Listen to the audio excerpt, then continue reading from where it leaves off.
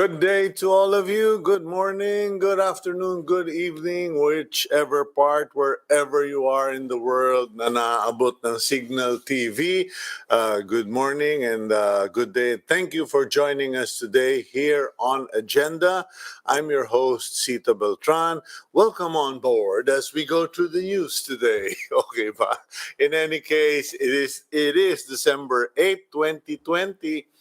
Balita ko, official holiday daw kasi Immaculate Conception Feast daw today. And I don't really know if it's a non-working holiday, but some people are of the impression. In any case, December 8, 2020, Tuesday. Welcome to the program. And before anything else, congratulations and greetings, warm greetings to Secretary Silvestre Bebot Bello III. Siya po yung secretary natin ng Department of Labor and Employment because the DOLE is celebrating its 87th year anniversary. Ganun na pala katagal yung DOLE na yan. And it is celebrating under very trying times, but congratulations nonetheless kasi po iba rin yung may nagagawa kesa sa lutang. Kasi may mga ibang tao, ibang opisyal, lutang during COVID-19. They're just so overwhelmed. They don't really know what to do, or they're trying to do what they can, but you just kind of wonder about these people. Do they really know what their job is? In the case of Silvestre Bello III, Secretary Bebot Bello, he is trying to run his department as best he can under the very trying circumstance kasi hindi po biro yung magpauwi kayo ng libo-libong mga OFW tas ihahanap mo ng paglalagyan sa Pilipinas trying to find jobs or trying to get jobs back online. It's not easy. So let us give credit where credit is due. It may not be the perfect solution. It may not be the greatest of situations, but at least the DOLE officials and the crew are trying their best. Or even kahit na hindi best, at least may nakikita kayo nangyari. Hindi katulad ng iba dyan.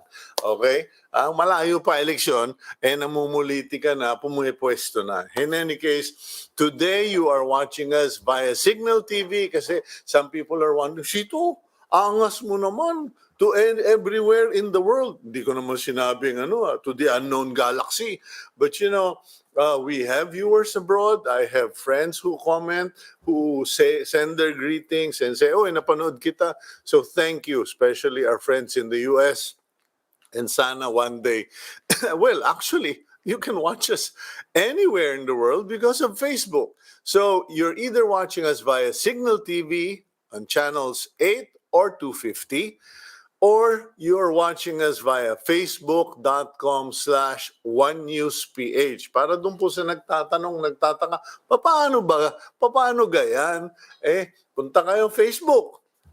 Pasok mo, facebook.com/onenewsph. Bingo, ayan na po. And then sa YouTube, marami. There's so many people who are now going to the YouTube Academy. Ma'am, present po. Sir, present.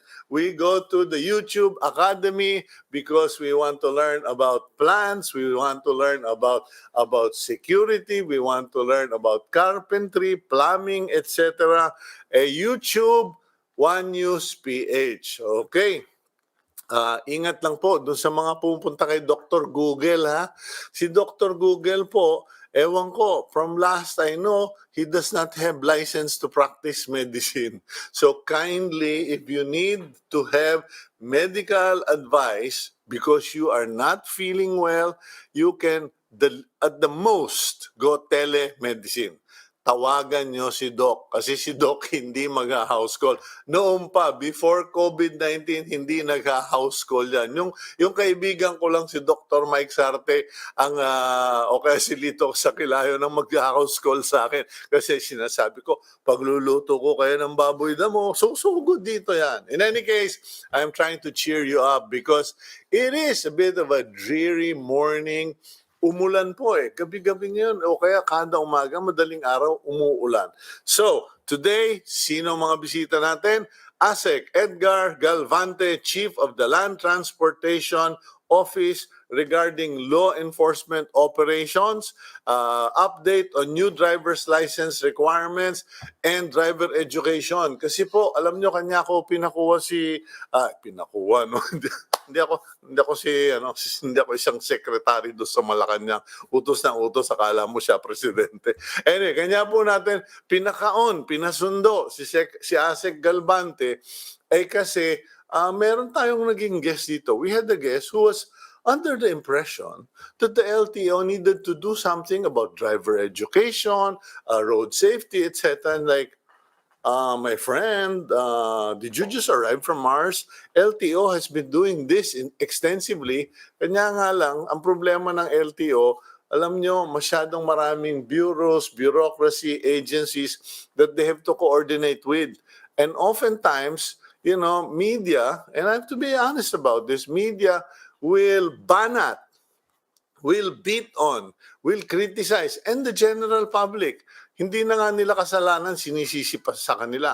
And then, some agencies, katulad nung toll regulatory board, ang style nila, LTO ang pagawin nyo niyan. O kaya basta, sa LTO, puro na lang sa LTO. So we'll give the LTO a chance to, at least, pag malaki nila yung kanilang nagagawa, hindi yung puro banat. Anyway, our good friend, Senator Win Gatchalian, I call him a good friend kasi mabait naman na tao, no? Senator Gatchalian on many topics kasi nako po, may lumabas na naman na study. Ang atin daw pong grade 5 students, kulelat, hindi naman bagsak, but kulelat sa reading, writing, and reading, writing, arithmetic. Parang tapos yung red tagging, yung mga pinag-uusapan ba ngayon sa Senado? Because interestingly, they are doing sessions, they are debating, pero a lot of people are wondering, ano ba yung mga substantial na dapat nating malaman, pati na katulad dito sa RFID, etc. Then last but not the least, alam naman niyo po, ako ay mahilig sa baboy. I don't think I can officially call myself magbababoy or a hog racer. Although, yeah, I have a ton full of experience with pigs. Most of them wrong experiences. Yun nga po yung tinuturo ko dun sa BMEG Piestahan. Ang tinuturo ko, mali. Lahat ng tinuturo ko, mali. Para hindi na ulitin dahil pag ginaya mo, ang tawag sa'yo hindi magbababoy, ang tawag sa'yo tanga. Any case, let's go on and find out. We are hoping to get our friends from the toll operators and the spokesperson and also from the TRB. Tingnan natin, no? In any case, before all of that, the time is 8:08. Let's take a look at the front page of the Philippine Star. In a pre-recorded message for the opening of a human rights summit, President Rodrigo Duterte declares that the Philippines is committed to prioritizing human rights a few days after saying the opposite on national TV. Hindi ko po makokomentahan yan kasi hindi ko naman napanood yung sinabi ni Presidente Duterte. Pero I will just point out na it is noticeable a former mayor was killed in front of his rice store. A sitting mayor of Los Baños was killed inside his city hall. Okay. A niece of mine was wounded by a stray bullet intended for an NBI informant doon po sa Quezon City. Okay? And then, yan, panay-panay na nakikitang bangkay sa Pilipinas. In fact, it leads me to think that under the current situation, mukhang merong Oplan Tokhang Part 2. Sinasabi ko lang, kasi biglang dumadami na naman yung mga napapatay. And interestingly, most of them allegedly are in drugs or on the president's list. In any case, the Alliance of Health Workers is up in arms over what it calls selective, unfair, and divisive provision of benefits from under the Bayanihan to Recover Act as one act. Ayan yata yung sinasabi nilang merong mabibigyan ng salary increase, meron namang mabibigyan ng salary reduction, mabibigyan, etc., etc. Yan ang abay sinasabi. At the top of the page, Valenzuela suspends the permit of NLEX. Later on the show, we hope to speak with the officials of the Toll Regulatory Board and NLEX on the matter. Okay, below that banner, an impeachment complaint has been filed against Supreme Court Justice Marvic Leonen. Ito lang just po, mga insight lang po. Yung nag-file, tiga Ilocos yata. Pagkatapos, under the district of an Ilocano congressman who is, I think, a cousin or a nephew of former senator, frustrated vice presidential candidate, Ferdinand Bongbong Marcos Jr. So, sinasabi ko lang po yun, no? Kasi baka akala nung iba dyan, ano kaya yung kaso ni Marvic Leonen? Kasi pinalalabas doon sa kaso, parang hindi nagtatrabaho si Justice Leonen. Pero pag sinundan mo lahat yung mga tuldok-tuldok, follow the dots, it goes back to parang mukhang tungkol doon sa pinaglalaban ng vice presidential elections. Okay. At the lower half of the page, Quezon City rolls out its bus augmentation program which will give free rides to commuters. Diyan po ang nagtataka na nga ako no? Parang I mean, I congratulate Mayor Joy Belmonte, pero nakakapagtaka no? Parang lahat sa local government na, pa-hospital, palibing, pakasal, pakain, pabigay ng tulong, pag may bagyo, may calamity ngayon, pati public transportation, wala na, kailangan ng tumulong yung local government. In any case, okay.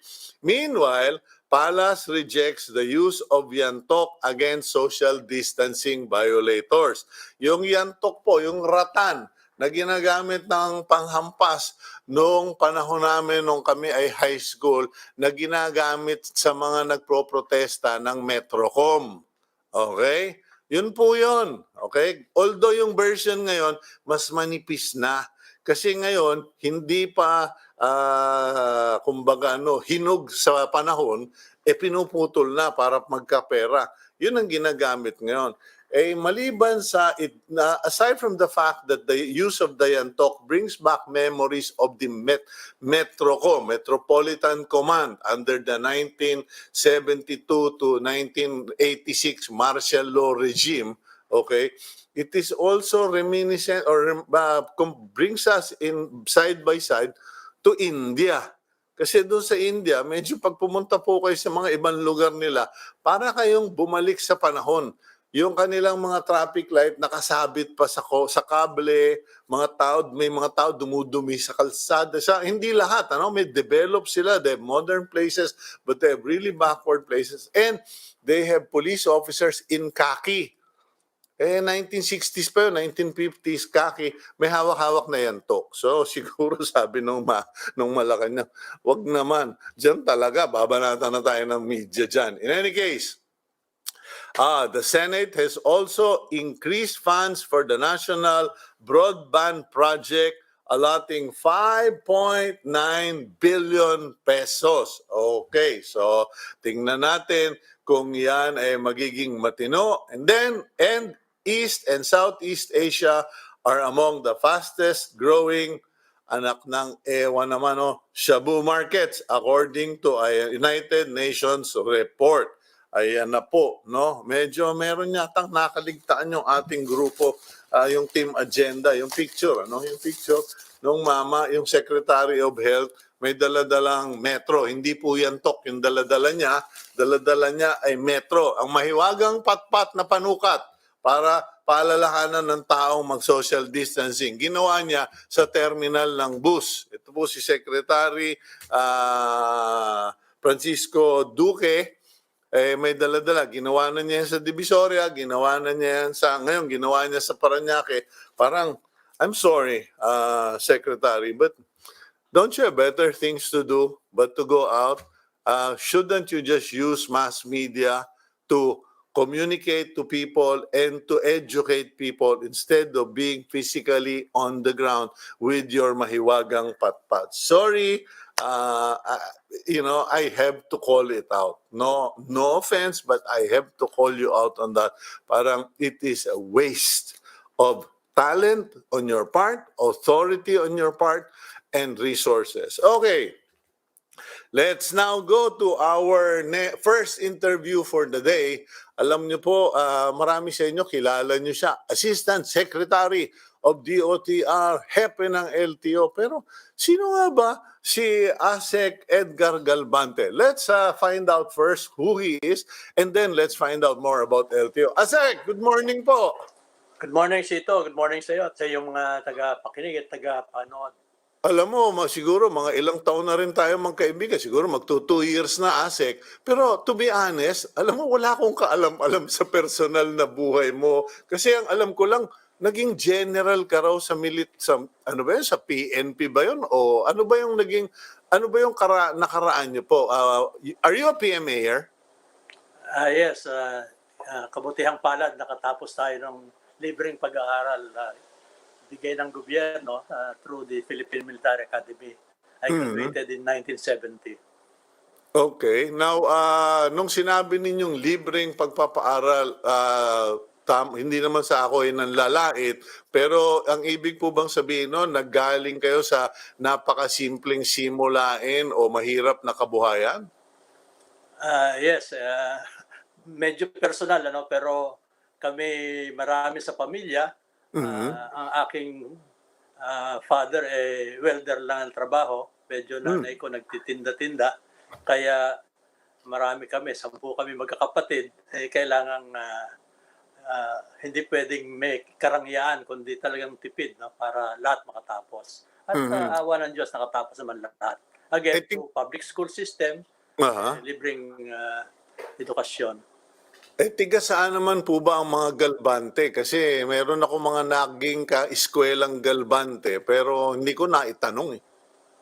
Ang aking father, taga Camarines Sur, sa Nabua, Camarines Sur, at ang aking mother ay taga Paracale, Camarines Norte. Ano po yung family ng mother nyo? Calaste ang apelyido. Ayun. Kanya ako nagtanong, Asek, kasi alam niyo, napansin ko sa Bicol, napaka-exotic na mga apelyido ng mga tao dyan. Parang dumaong yata isang barko dyan ng isang galyo ng mga Pranses. Sabi ko, dito lang ako nakakadinig ng mga exotic names sa Kabikulan. Okay, in any case. Oh, yes sir, go ahead. Alam mo naman, hindi tayo makapamili, pero I'm proud to have that middle name and family name. Okay. Now, after graduating from the academy, nag-military ba kayo? Nag-PNP kayo? Yes. Noon, wala pang PNP. Ako yung nag-join sa Philippine Constabulary. Tapos noong nagkaroon na ng PNP, since yung trabaho naman ng Constabulary is more of policing, kaya yun ang aking pinili. May option kami to stay with the AFP, join probably the Philippine Army. But again, sabi ko nga, dahil yung constabulary work naman tungkol sa pagpupulis, kaya pinili kong sa PNP mag-join. And that was in, I think, 1991. And so from there, PNP na yung aking, kumbaga, branch of service. Okay. And nung nag-retire po kayo, what was your rank? I was Police Deputy Director General on Operations, Chief PNP for Deputy Director of the PNP for Operations. Ano yan? General, ano ba rank yun? O Yes, paano ba? Yung Deputy Director General, katumbas siya ng 3-star General sa Armed Forces. Akalain mo ba naman yan? Kasi asik lang ako ng asik din Kausap ko pala, retiradong 3 estrella sa balikat. In any case, hindi po biro yun. But apparently, you have consistently been a organization man. Is that correct? Tama ba sabihin na ikaw ay executive, management type of an officer? Yes, pero nagkaroon din ako ng ano naman, karamihan ng stint ko in the field. Naging chief of police, naging provincial director, at naging regional director ng PCINP at ng PNP. Okay, now, sige po, at least malaman yan. Ngayon po, kayo ay nag-apostolic work na ba kayo ngayon? As in, nag-aalaga ng apo? Kasi ako wala pa eh. Yeah, kaya kabutihang palad, dalawa lang aming apo. Yung isa 18 years old na, yung pangalawa mga 3 years old lang, almost 4 years old. Mabango pa yung isa, yung bunso, mabango pa. Yung 18 years old, wala na. May mga anghit na yung mga hindi na inaalagaan ng mga lolo yan. Yes. Okay. Minsan sila na nag-aalaga. Ayun, okay. Si Mrs. naman po, well, let us give praise to or recognition to our wives. No? Sino naman po ba yung napangasawa nyo? Ang pangasawa ko si Adelina Bautista Spiritu, taga Imus, Cavite. At siya ay pharmacist dati, pero kumbaga ginibap na yung kanyang pagbubutika at plain housewife na siya. Ikaw talaga, sir, ano? Ginawa mo pang detainee, yung sarili mong girlfriend. Kayo talaga mga pulis kayo. Dinidetain nyo yung mga misis nyo. Bibiro lang po, no? In any case, Usec Galvante, puntahan na natin yung more serious part of our interview. Maraming mukhang magandang balita. Isa itong patuloy na law enforcement operations ninyo. Kasi maraming nag-aakala na dahil COVID-19 na o pandemic o may quarantine, pati yung ating mga law enforcement teams dyan sa LTO at saka ang LTO ay nag-quarantine na rin. Nabalitaan ko na marami atang nadali a few weeks back na inoperate ninyo sa LTO. Yes, totoo yun. At kasi nakikita naman natin ng mga paglabag ng batas trapiko. Halimbawa, itong mga, hindi naman linalahat, yung mga truck drivers, mga truck operators, mukhang binabaliwala na yung bigat ng kalamdalahin. Alam naman nila na meron tayong batas tungkol sa overloading. Kaya yan ang ating isang pinupuntirya, lalong-lalo na sa bandang gabi kung saan doon ang karamihang paglabas ng truck. At maraming nakita tayo dito na bukod sa overweight, may mga drivers at even pahinante na under influence of alcohol at ang iba under influence of drugs. Nagkakaroon kasi kami ng random drug check, no? Drug test.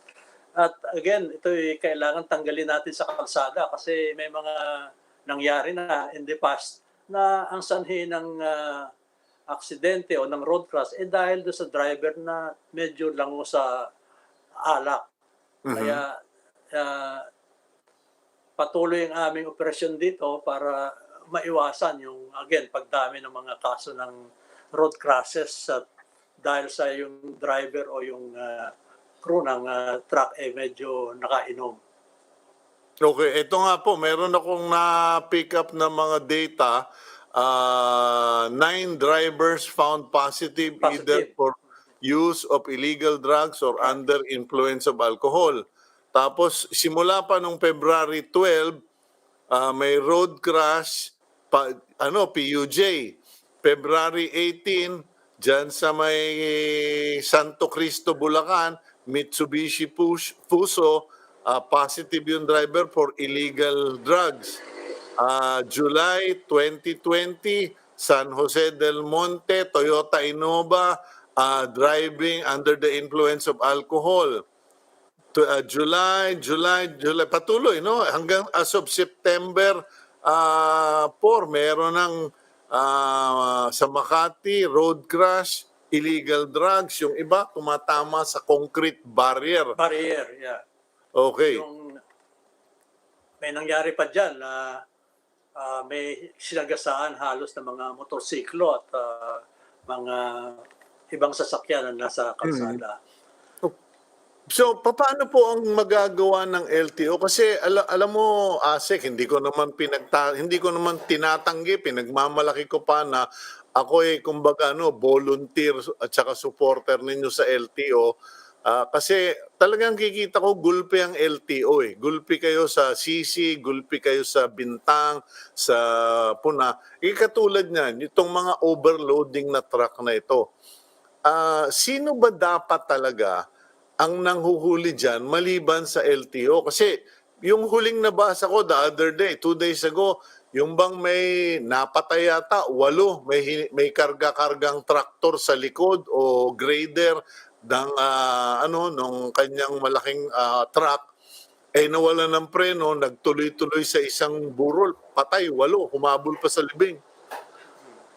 Doon ito Ah, sa Visayas yata ito.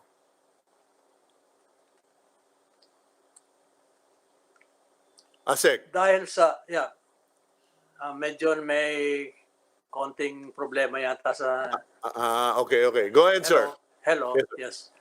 Ang LTO, isa sa mga nagpapatupad niyan.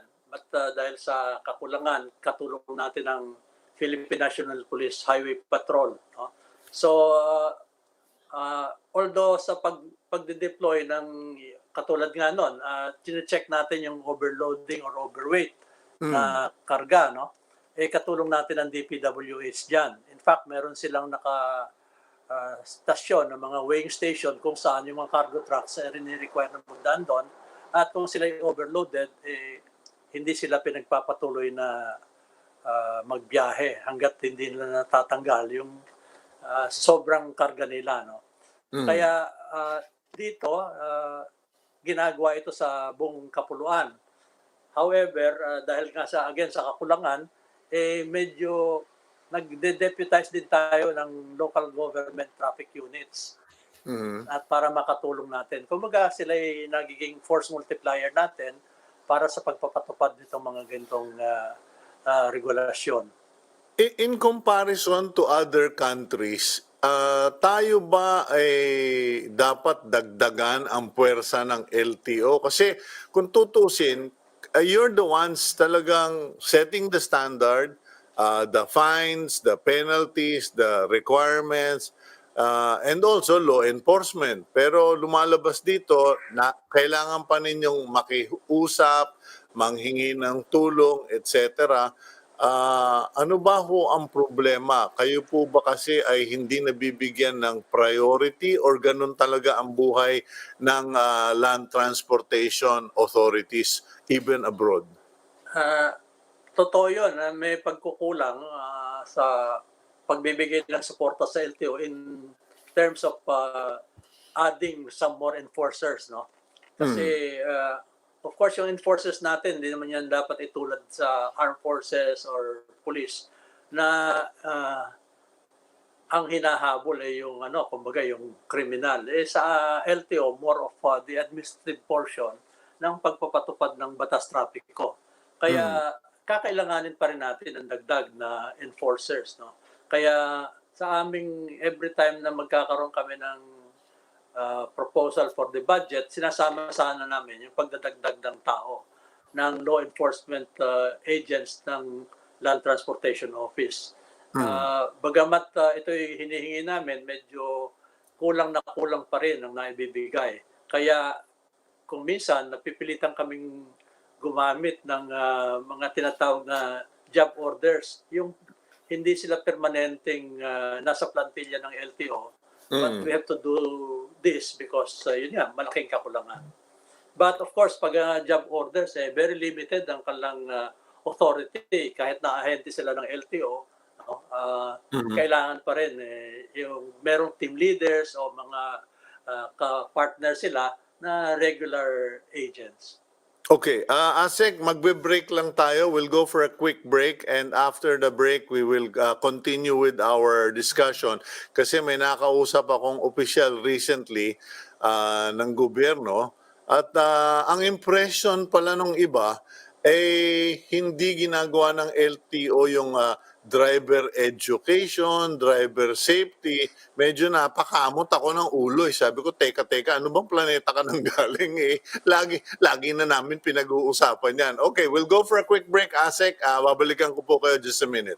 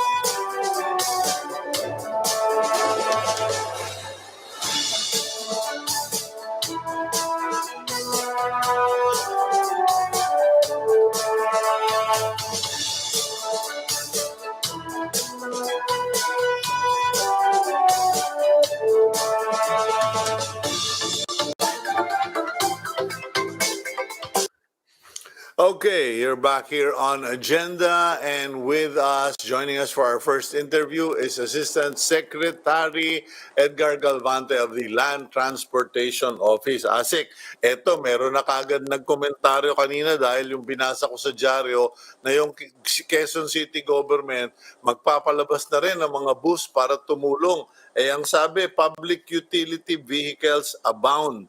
Pero sir, walang masyadong pasahero. Walang students and walang trabaho.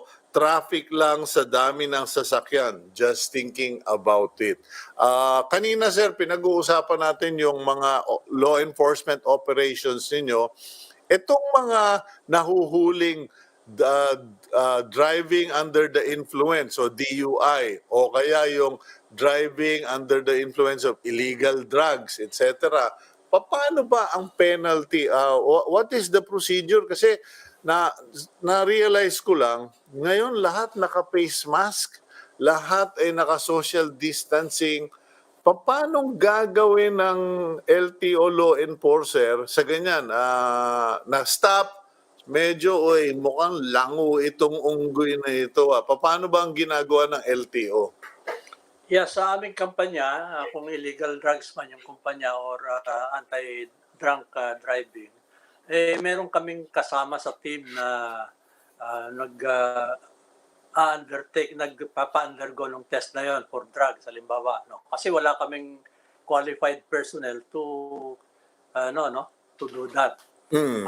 But for alcohol, ang procedure natin diyan kung pwede silang stopin na kung driving erratically, pwede silang stopin at isubject yung driver sa yung tinatawag na field sobriety test kung saan palalakarin siya sa guhit na parang tuwid at makita yung kanyang actuation kung hindi consistent or hindi regular. No? At kung siya hindi papasa doon, isasubject siya ron sa breath analyzer. Kung saan titignan yung alcohol level sa kanyang katawan, sa kanyang bloodstream. At pag siya merong 0.05 pataas na presence of alcohol in his bloodstream, i-suspend na yung kanyang lisensya. Kasi under the violation na yon ng anti-drunk driving. No? At initially, ang immediate action namin dyan, suspended ang kanyang lisensya ng 3 months, no? Of course, pinag-i-explain pa rin siya, no? But definitely, the presence of alcohol in his bloodstream and while driving, bawal na bawal ito. Ang isang medyo nagiging problema rito namin sa pagpurso nung, kumbaga, yung criminal side, no? Yeah. Kasi kakailanganing i-file yung kaso sa korte. At medyo matagal-tagal lang, alam nyo naman, matagal-tagal itong mariresolve. Kaya ang Mm. immediate action namin dyan is yung kagad, yung administrative side na they are penalized, suspended, or even ma-cancel yung kanilang lisensya kung sakaling recidivist na siya doon sa kanyang mga violation. Mhm. Doon naman sa drugs, no?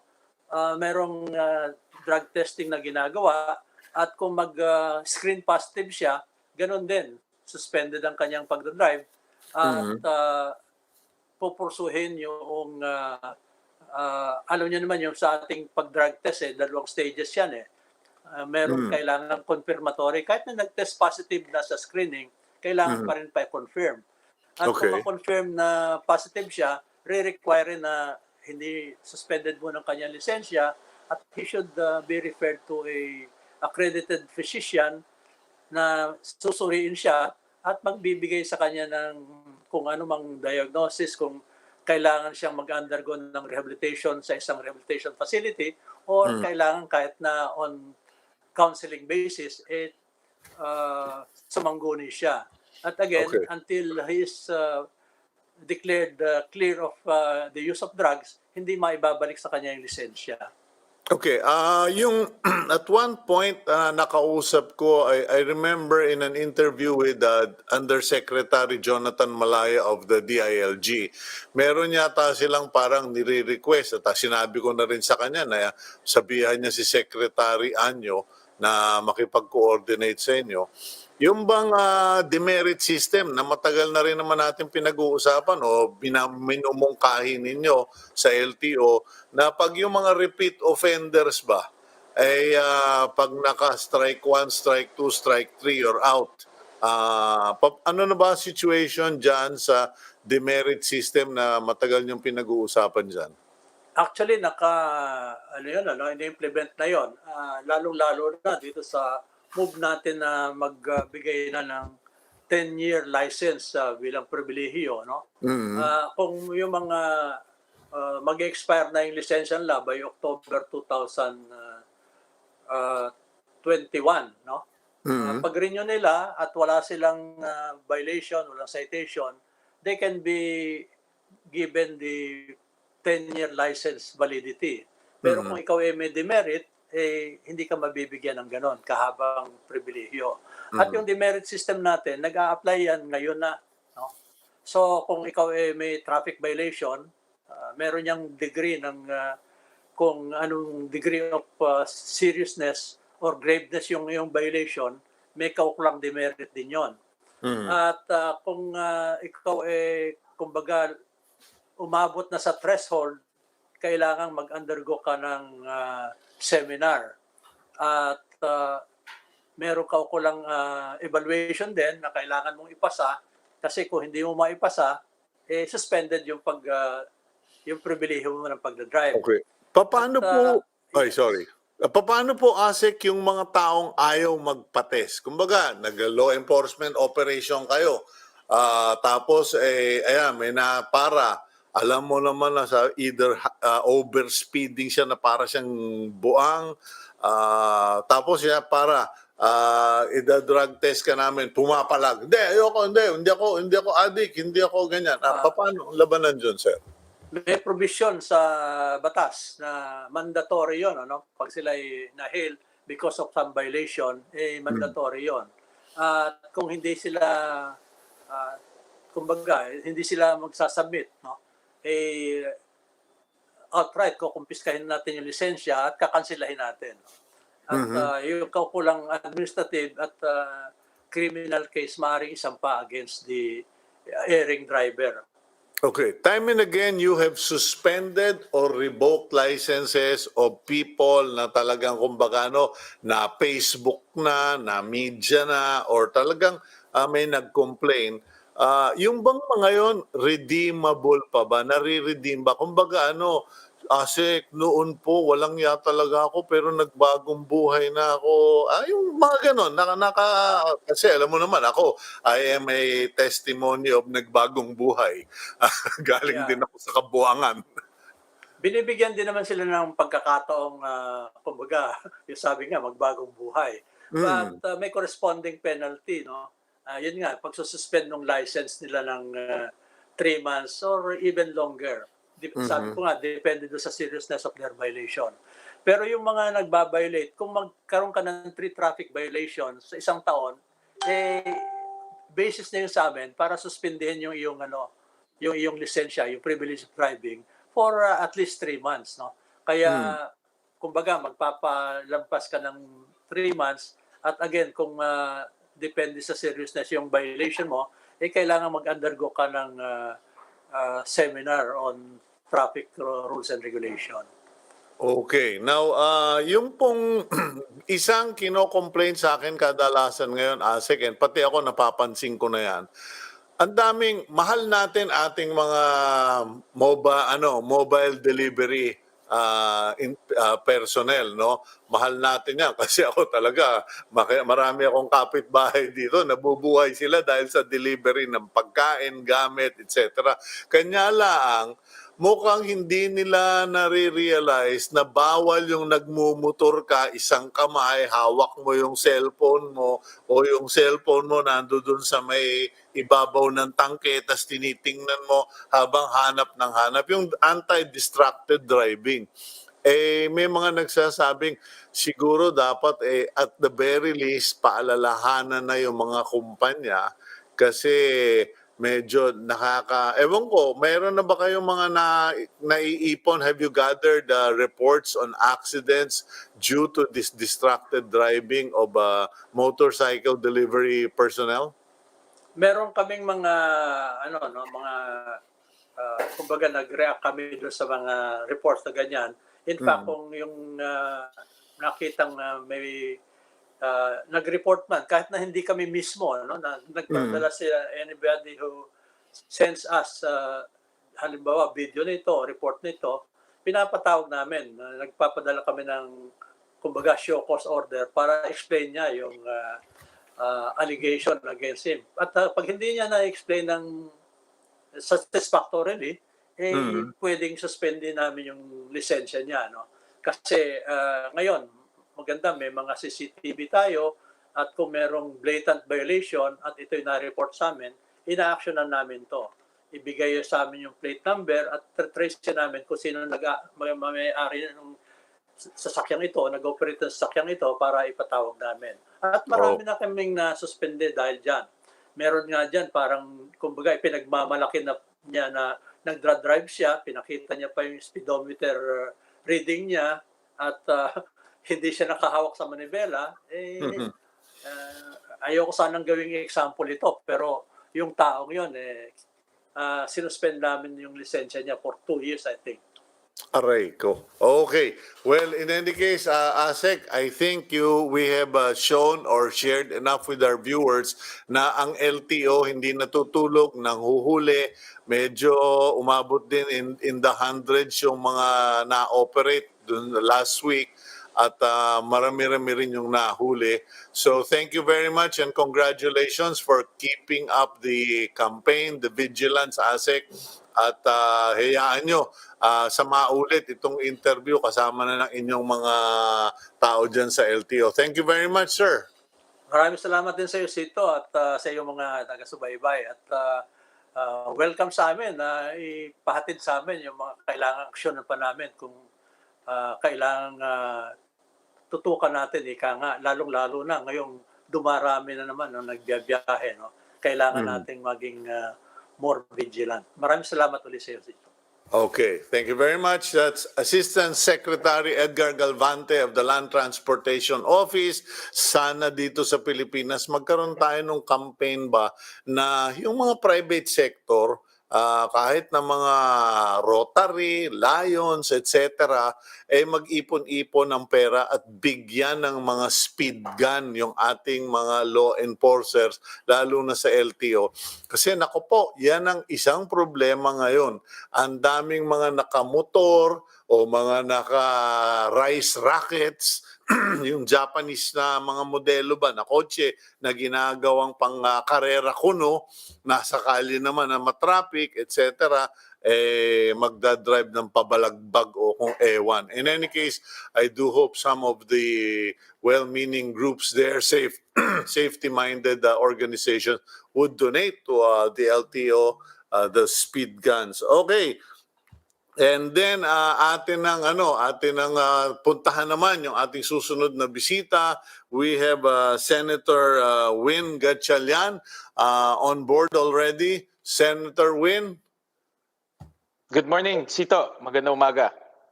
Matanong ko lang, Senator, yan ba ay shadow lang nung headphone mo o nagpapatubo ka ng balbas? Hindi. Hindi. Headphone lang pala. Headphone. Sa headphone. Hindi bagay sa atin yun. Hindi bagay sa atin yun. Pareho tayong clean look. Kasi sabi ko, mukhang nahawahan na ito ng mga matatanda sa Senado. Pang clean look lang tayo, Sito. Okay. In any case, thank you for joining us. Medyo marami-rami tayong pag-uusapan.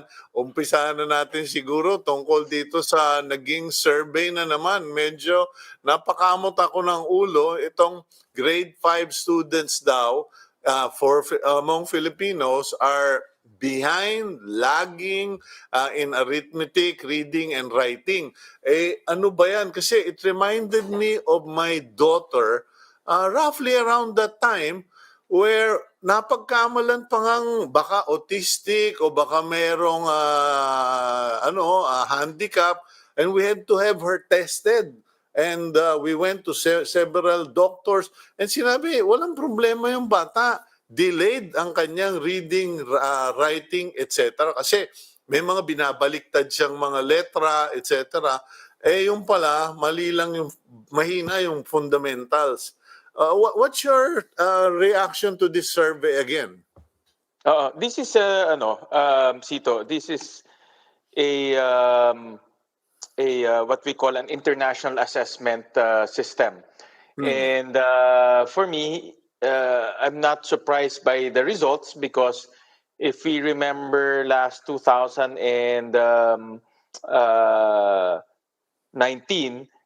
lumabas yung PISA results natin.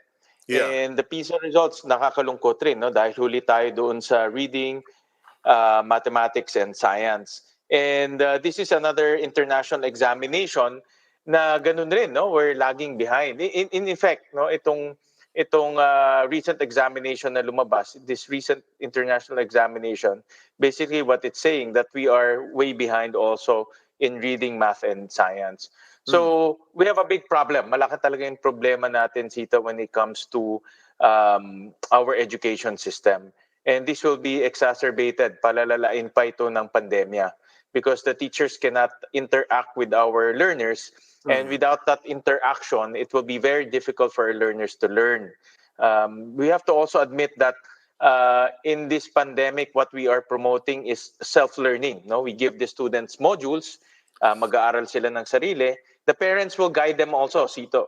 But we all know that the parents themselves are challenged. No, not all of our parents here in our country graduated basic education, elementary and high school, and that becomes a challenge also. So actually, I've been advocating what I call a localized, limited face-to-face classes in areas where there is no COVID, no? And we have about 400 to close to 500 LGUs that does not have COVID at all. So I've been advocating to have this localized, limited face-to-face classes in order for our teachers to go out, look for those learners, teach in a very small group. Sito, no? Ito hindi naman natin in-advocate buong klase, kundi siguro 10, pinakamalaki na yan. At yung teacher makaka-interact with them. Ang importante, the teacher can explain and interact with them. Kumbaga, okay, magkita tayo doon sa may multipurpose hall o magkita Correct. tayo doon sa may chapel. Pero huwag tayo magtatabi-tabi, nakamask, etc. Kumbaga, ngayon pinapayagan natin magsimba ang tao, pinapayagang magsabong, pinapayagang mag-shopping. bakit hindi natin mapayagan itong mga batang to makita ulit yung mga beloved teachers nila? Sito, may kulang ka pang isang pinapayagan. Pinapayagan na rin masahe ngayon, massage parlor.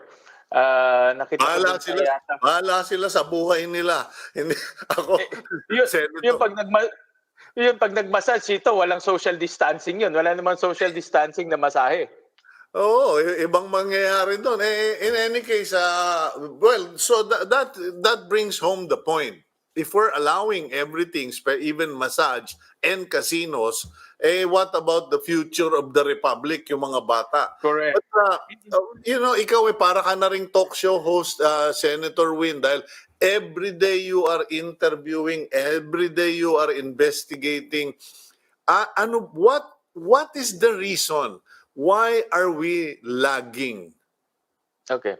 The reason basically, there are several reasons, no? But for me, if I can mention one single reason why we are lagging in academics, and that is teacher education. It starts with the teacher, no? Sabi nga nila, our education system cannot be better than our teachers. And our teachers are very good. Magagaling mga teachers natin. In fact, they're sought after in the US, sought after in English-speaking countries. But our education system and our training to our teachers, that's where the problem comes in. And there are also a lot of evidence that points out that what we are teaching our students is misaligned or not aligned to what we are teaching to our teachers. So just imagine, we're teaching our teachers, we're training them. Pagpasok nila sa elementary, high school, iba yung kailangan ng elementary and high school. There's a disconnect and misalignment. So aside from the quality of our education in our teacher education institutions, there's also misalignment. That's why we have to go back to the basics first. Chito, if we have well-trained,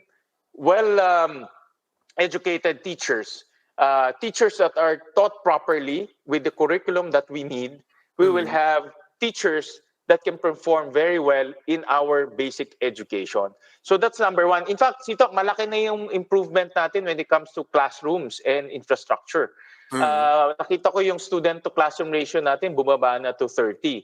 Maybe here in our urban centers, problema yan. Pag pumunta kayo in Quezon City, pumunta kayo iba.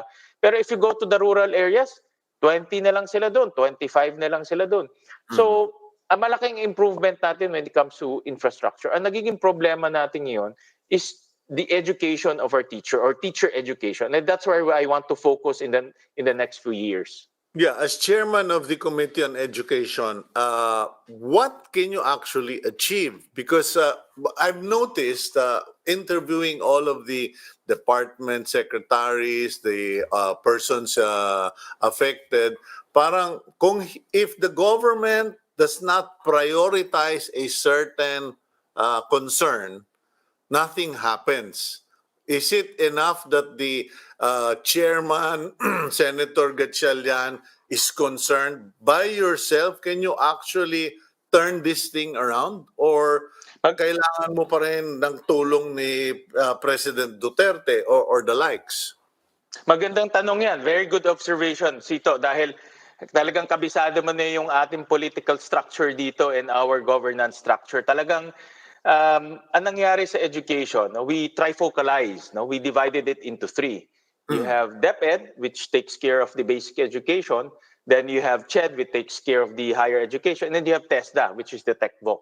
And ang naging problema, hindi sila nag-usap-usap pagdating sa teacher education. There is a body called the Teacher Education Council. But when we reviewed the actions and also the achievements and also the documents of the Teacher Education Council, walang ginawa. So ibig sabihin, hindi sila nag-usap-usap. We have to appreciate also, Sito, that our public schools is the biggest school in the whole Philippines. It has almost 90% of our students, close to about 23 million. It has almost 80% of our public school teachers, almost 900,000. So if you fix our public school system, you fix the entire Philippines. Because the future workforce of our country definitely will come from our public schools. That's why we have to put a lot of effort and focus in our public schools. And to start that is we have to fix our teacher education, no? Dapat Yeah. mag-usap-usap kasi nahiwalay eh. So yung end user, which is DepEd, hindi siya yung nagte-train o hindi siya yung nagbibigay ng education sa ating mga teacher. It's CHED.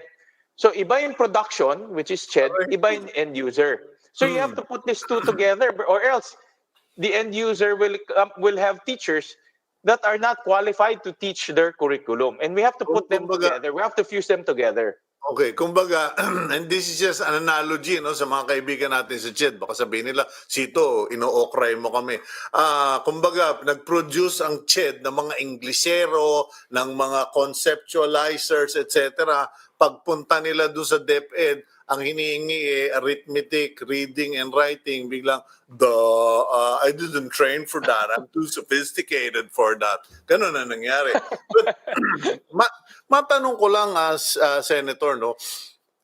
Siguro sa tanda ko to, panahon pa ito ni Ed Angara, when they came out with a law, sinabi nila na the biggest chunk of the Philippine budget, the national budget, because of the Constitution, must be for education. Correct. Anong nangyayari? Ganun pa rin ba? And saan natin nilalagay? Because nakagraduate na tayo ng UP, pero ganun pa rin ang bilang ng mga UP, ng mga Silliman University, ng kung ano. Parang sabi ko, everybody wants to get into UP. Why aren't we not making more UPs? Actually, Sito, yung problema noon ni Senator Ed at ng mga iba pang senators, si Senator Santanina Rasul, it's the same problem. No? When we were looking at the EDCOM during the early 90s, the senators at the time created the Education Commission because they were saying, ang sama ng education system natin, our students are performing poorly. Let's launch this massive investigation and analysis activity, no, and come up with recommendation. And this is the EDCOM. And I was reading the transcript. The problems before and the problems now are the same, no. And this is the sad part. Parang hindi nag-improve, no. And the best evidence there is the outcomes of our students, no. Mababa tayo sa PISA, mababa tayo dito sa mga recent results. So mababa na before, mababa na ngayon. So obviously, nothing major transpired during that time span. So we need to think about this thoroughly and come up with bold reforms. We cannot do business as usual anymore, Sito, because that's not going to improve the outcomes of our students. We need strong reforms. We need bold reforms in order to achieve better outcomes. And this is what we're trying to do now in the Committee on Basic Education. Siyempre, Sito, yung mga reforms, mabigat ang pushback dyan, no?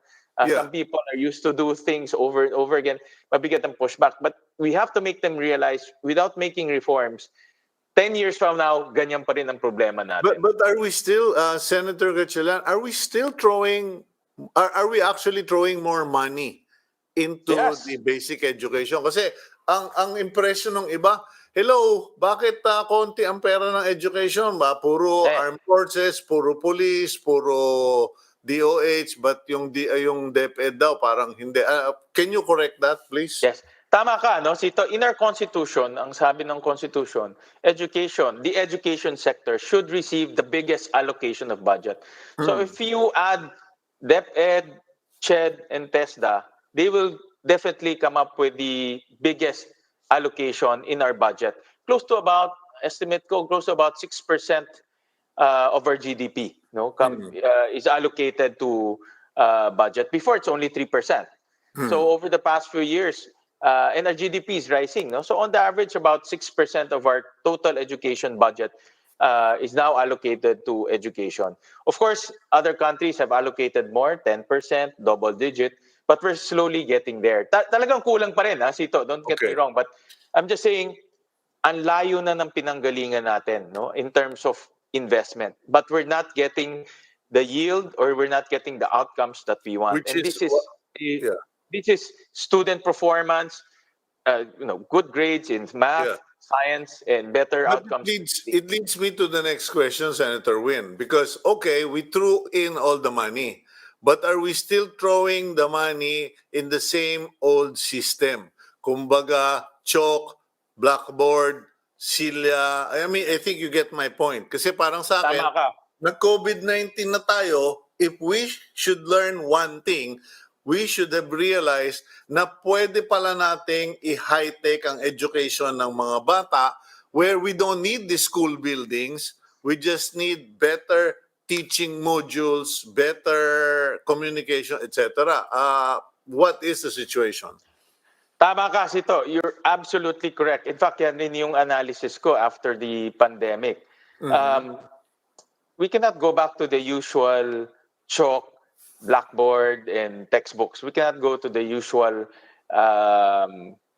ganitong mga traditional items. What the pandemic has taught us that learning should continue no matter what, whether it's a pandemic, a volcanic eruption, learning should continue because one day suspension of learning can have grave impact to the knowledge and the outcome of the learner.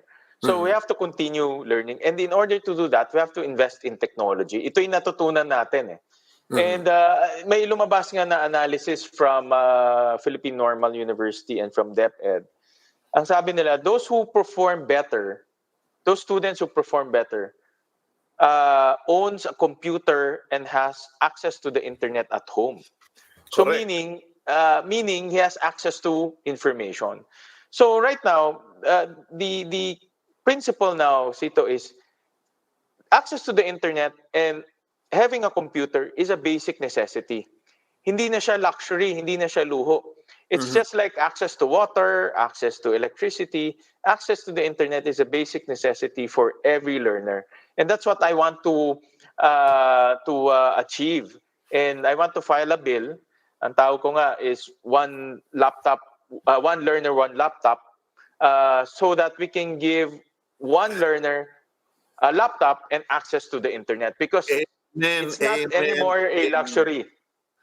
Pasensya ka na, Senator Win, napapa-amen ako kasi siguro kung 10 taon ko nang sinasabi yan, ang mga bata, the Filipinos, siguro yung mga ngayong nasa college, puro katulad ko na paling ang balikat.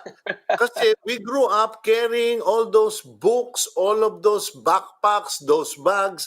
And I'm not kidding, You will notice this. You go to your therapist, yung mga PT, sasabihin sa'yo, most Filipino kids, paling ang balikat because of that. And then, it occupies so much space, locker, ninanakaw. So, yung one student, one laptop, kaya ba natin gawin? Kasi ayan na naman tayo, sasabihin na naman ng mga ibang tao dyan, walang pera pero pag kailangan sa eleksyon, ang daming pera.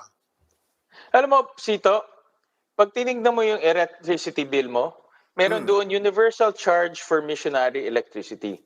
Ang ibig sabihin nun, lahat tayo, we're giving a portion of our monthly dues to electrify areas which doesn't have electricity yet.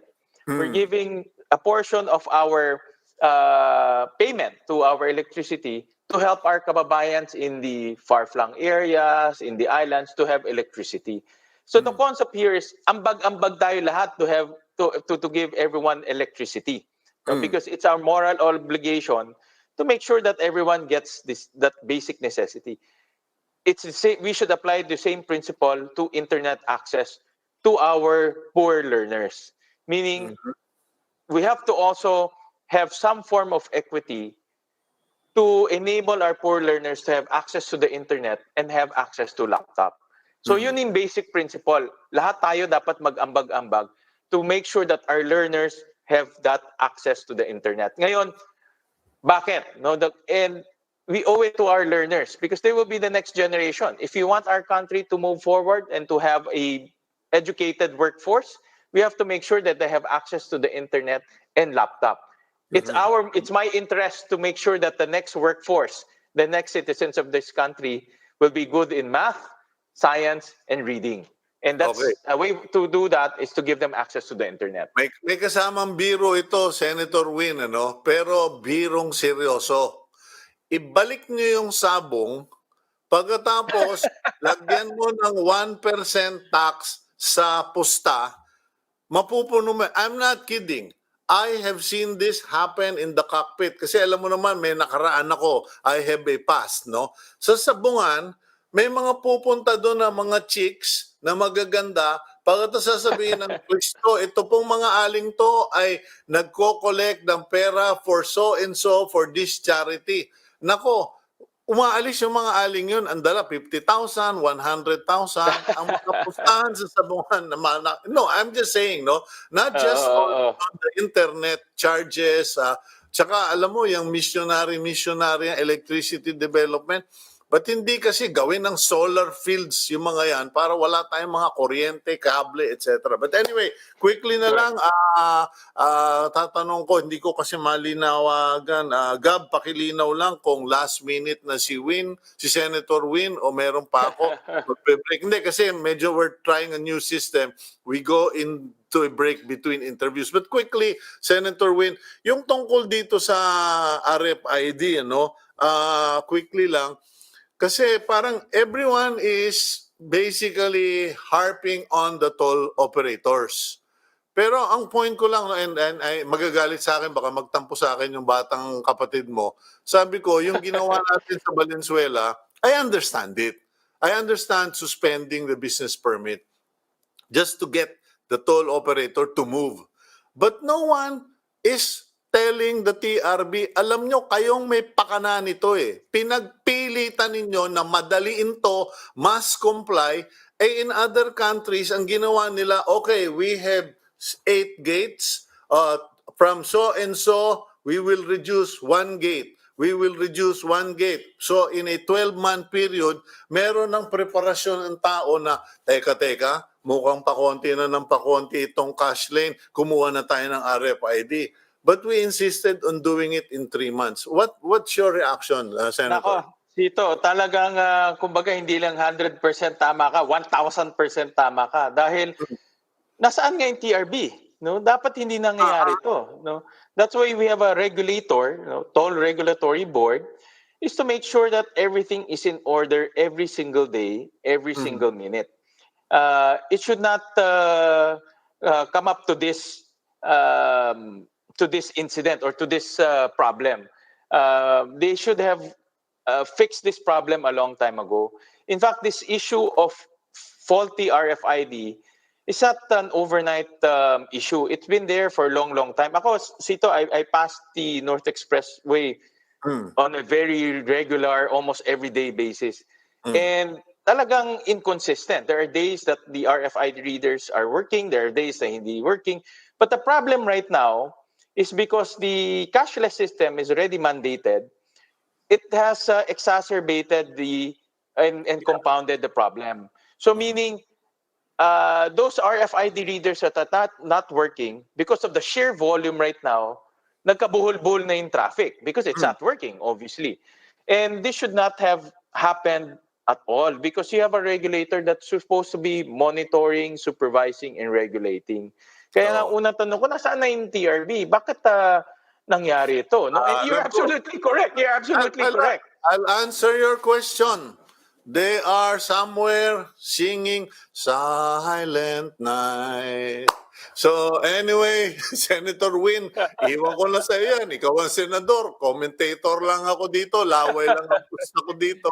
But thank you very much. And thank you Sito. Maraming salamat. Thank you dun sa padala mo. Galit yung misis ko. Pinapataba mo raw ako. Tinanggal minsan lang, di ba?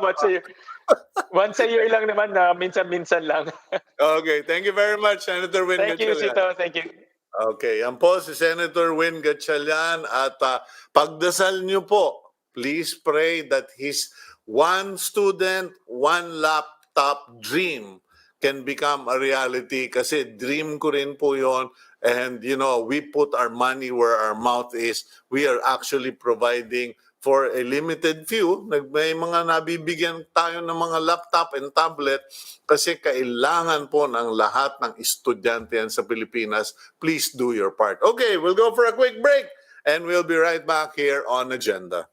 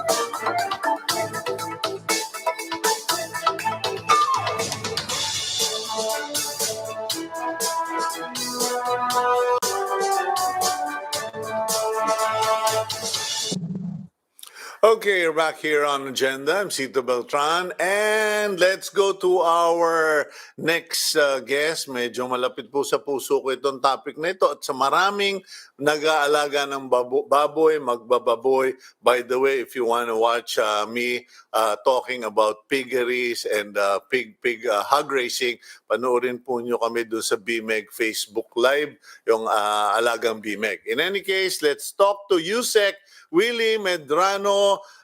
Dr. William Medrano is the Undersecretary for Livestock of the Department of Agriculture. Doc, good morning, sir. Good morning, Sito, at good morning sa lahat ng nanonood sa inyong TV program. Okay. Usec, matanong ko lang, what is our current situation with the ASF? Kasi ako, honestly, I was under the impression na nakontrol na, hindi na masyadong kumakalat because of COVID-19. Tapos nagkakaroon na ng improvements in monitoring. Ano ba talaga ang situation? Base sa ating datos, nung nagkaroon ng ECQ, nagkaroon tayo ng lockdown, medyo bumaba po yung infection rate. Pero nung medyo lumawag na naman tayo, tumaas na naman po yung ASF infection in other areas. Sa ngayon, Sito, ang ASF situation natin, it continues to affect the hog industry dahil wala naman tayong vaccine pa at saka wala non-cure hanggang ngayon. So, as of December 4, 2020, ang ASF po ay nandun na sa 11 regions, 34 provinces, and 392 municipalities and cities. At ang total po na namatay at yung culled ng ating mga tao sa field ay umaabot na ng mahigit 406,000. Okay. Na mga baboy po yan, ladies and gentlemen. We are talking about African swine fever na nakakapatay or kills hogs, okay? Hindi po yan tao. Baka mamaya magpanik kayo dyan, no? In any case, pero nakaka-nervous po yan, Usec Willy, because you are saying 37 provinces. Did I hear correctly? 34 provinces. 34 provinces. But by and large, is this just a collection of the data, or do we have an active critical situation? Kumbaga, yan bang 34 provinces na yan, puro mga highly active, highly infected, red zones? Tama kasi itong 34, ito na yung talagang dineclare na mga red zones. Mhm. Pero meron tayong mga provinces, yung mga bagong tinamaan, kagaya ng Lanao del Norte at saka Surigao del Sur. Ito ngayon yung tinututukan natin na bagong tinamaan at sana hindi pa lalala, hindi pa magkakalat. So nakafocus tayo ngayon doon sa mga bagong tinamaan sa Mindanao. Okay. Ah, May nakausap akong veterinarian over the weekend. Actually, nakamiting ko 2 veterinarian this weekend.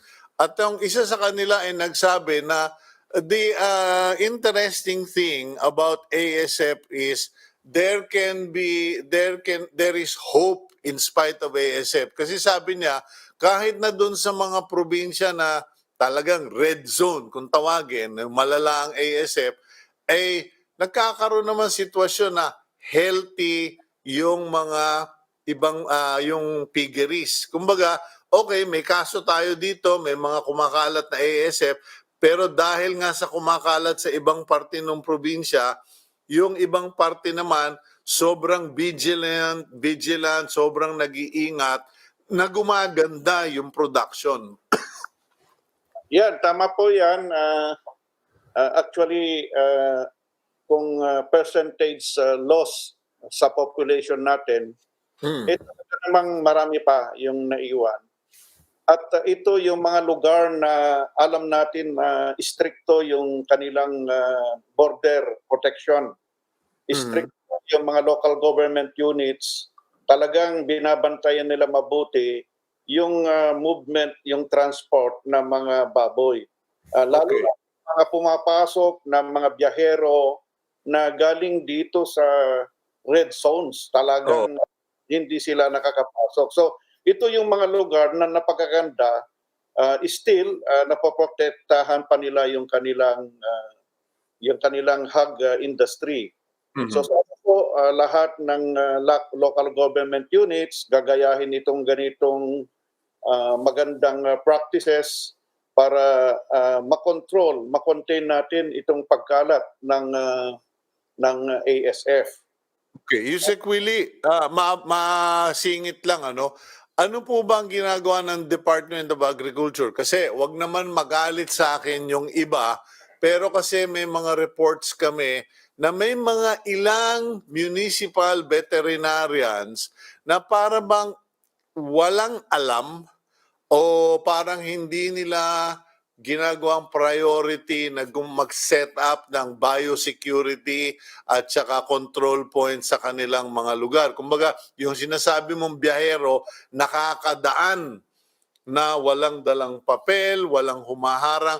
Ano po ba ang ginagawa ng DA? Are you working with the DILG to make sure that all our municipal veterinarians are actually biosecurity conscious and merong program in place? Kasi naku po, Yusek Willie, alam mo na ako mahilig mag-alaga ng baboy damo at baboy na puti. Ang dami nagsusumbong sa akin na may mga municipal health officer na pabaya. So yung veterinarian pala. Ay, okay. Yeah, hindi maiwasan. Meron talagang hindi masyadong nakikipag-cooperate sa atin. But on the part of the Department of Agriculture, Sito, lalo na ang Bureau of Bureau of Animal Industry natin, talagang tinututukan, ine-enhance, ine-elevate natin yung ating response against ASF. Katunayan nga, talagang si Secretary Dar, palagi kaming pinupukpok. We have to elevate our game, we have to elevate our response, we have to strengthen our measures, our strategies in our fight against ASF. So on the part of the BAI, talaga namang tuloy-tuloy po yung capacity building, yung coordination natin sa baba, lalo na sa provincial at saka municipal LGUs. Mm. Uh, at may mga kwan tayo, may mga pakiusap, meron din tayong mga guidelines na ginagawa dito sa central at ito ay ini-implement natin sa baba through our regional field offices and through the provincial veterinary offices and even municipal level. Okay, So, kamusta na po yung testing natin? Kasi may nagsabi sa akin na actually si Secretary Dario nagsabi sa akin noon, hindi katulad noon na pag may pumutok na ASF, anything within so many meters ba 'yon? Papatayin lahat. Tapos pag yung ano ba 'yon, nakalimutan ko na yung radius of determination, yung calling pag may ASF.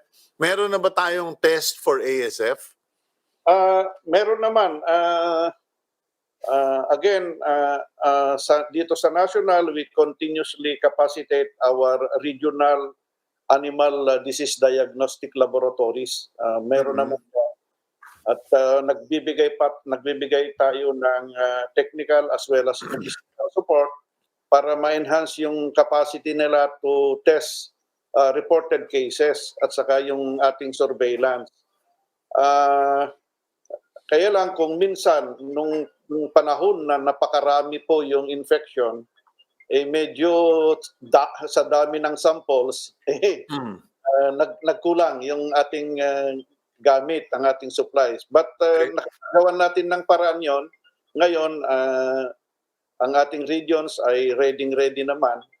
At meron na ring pumapasok na mga pribadong sector na meron din silang ini-introduce na mga rapid test kits. Oo.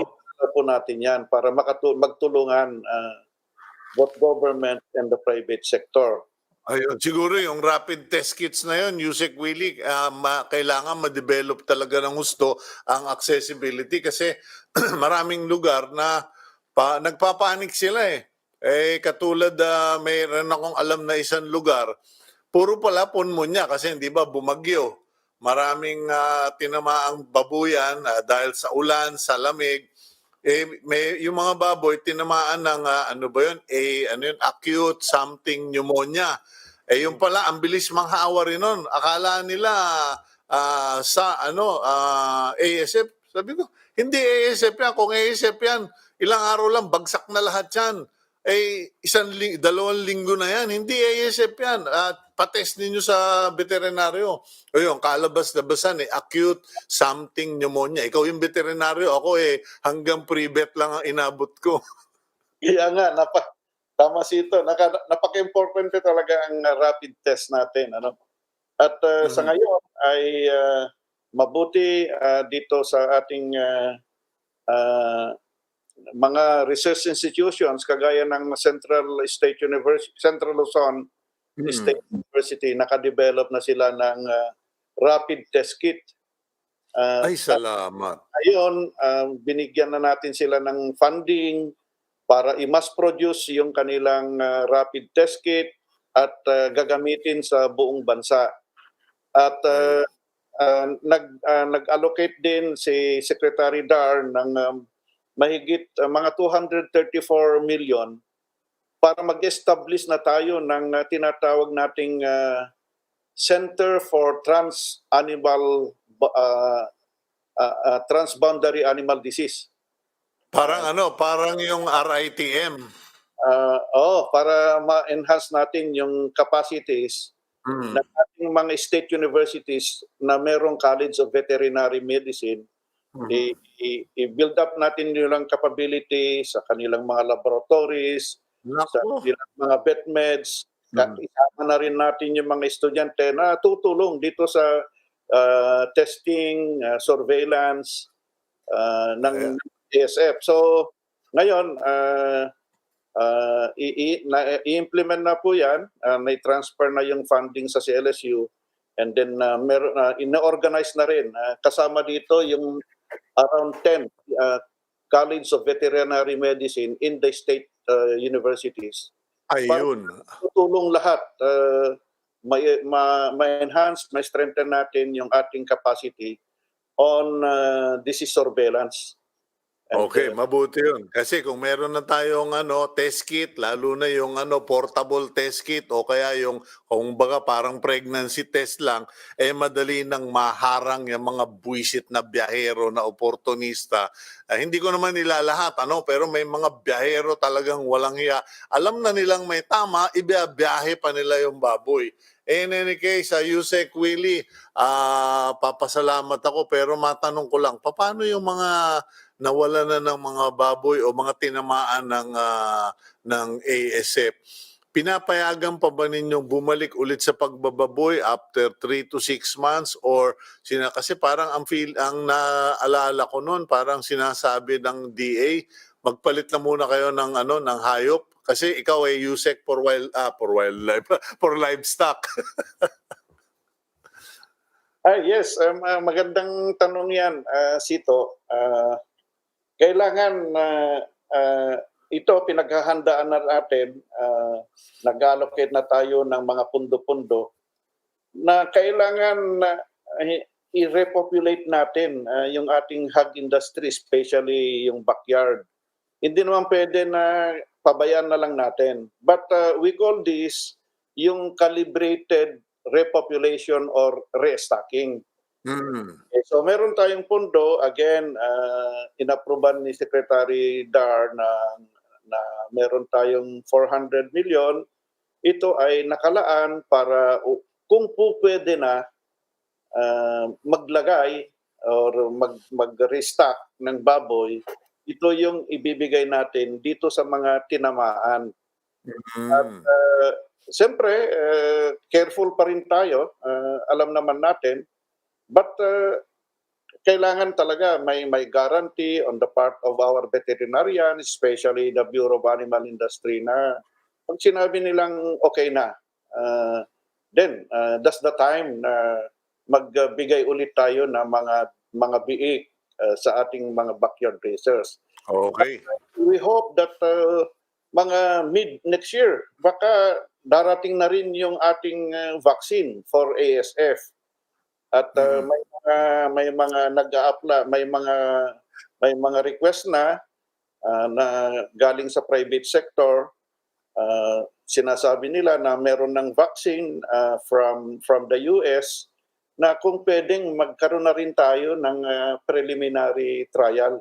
Okay, para na ring COVID, kanya lang mga baboy ang tinamaan. Lang ya. In any case, Usec Willy, pagpapatuloy ko itong pagtawag sa inyo kung mamarapatin mo kasi we wanna keep our fellow magbababoys updated. Ako ang siguro isang araw kakatuking kita para ma-repopulate yung baboy damo ko. Pero Anytime, Tito. Okay, in any case, thank you for joining us, Usec Willy Medrano, and sana po ay makakuha na nga tayo ng breakthrough. Thank you for your time this morning, sir. Okay, welcome, Sito. Okay. You can invite me. Okay, yan po si Undersecretary Willy Medrano. He is Undersecretary for Livestock of the Department of Agriculture. Siya yung namamahala sa mga baka, sa mga kalabaw, sa mga kambing, sa mga baboy, etc. So there you go. I hope that things improve and sabi nga nila mukhang ilang araw na lang huwag tayong bibigay kasi talaga marami sa atin, many of us believe the minute we step to January 1, 2021, we reset, we go forward. It's going to be a new year. But in the meantime, Merry Christmas to all of you. Have a great day. God bless all of you. And remember, always pray because the prayers of a righteous person avails much. Thank you very much. That's Agenda Today.